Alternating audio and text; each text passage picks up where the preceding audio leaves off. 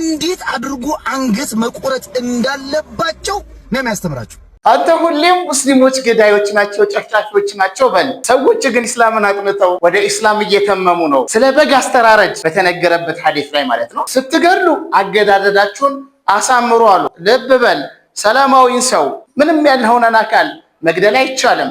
ጦር ሜዳ ላይ ተጋጥመህ ከጠላት ጋር በምትፋተግበት ጊዜ መቼም እቅፍ አበባ ይዘህ አትመጣለትም። ከራስ ላይ ለመከላከል ነው። በዚህ ሰዓት ስትገድል ቶሎ ነፍሱ የምታወጣበት መንገድ አድርግ ነው የሐዲሱ እንድምታ ማለት ነው።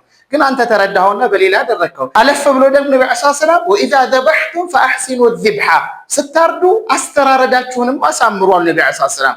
ወልዩሒድ አሐዱኩም ሸፍረተሁ ወልዩሪሕ ዘቢሐተሁ አሉ ነብዩ ሰለላሁ ዐለይሂ ወሰለም። ከእናንተ አንዳችሁ የሚያርዳትን በግ ያሳርፋት። ምን አድርጎ? በደንብ አድርጎ ይሳላት አሉ ነብዩ ሰለላሁ ዐለይሂ ወሰለም። ቅድመ ዝግጅት ማድረግ እንዳለብን ነው። በዚህ ልክ የተነገረውን ሸፈፍ አድርገህ በሸውራራ አረዳድ ተረድተህ እኛን ሊያርዱ ኦርቶዶክሳዊዎችን ሊያርዱ መስጂድ ውስጥ እያስተማረ አማርኛ እየተናገረ ኧረ ሱብሃንአላህ ተው። በስማ በለው አይሆንም። ጠይብ ሙስሊሞች ጨፍጫፊ ናቸው፣ ገዳዮች ናቸው፣ አራዶች ናቸው እያየን እኮ ነው። ስንት ክርስቲያን ጎረቤቶቻችን አሉ፣ ስንት ክርስቲያን ዘመዶቻችን አሉ።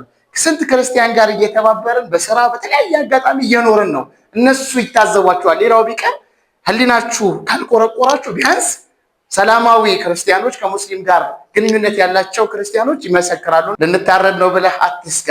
አይ እኔ ሰው አይደለሁም በግ ነኝ ካልክ ምንም ማለት አንችልም። እውነተኛ በጎች ያመሰግኑናል። በግነን ባዮች ደግሞ ሊወቅሱን ይችላሉ።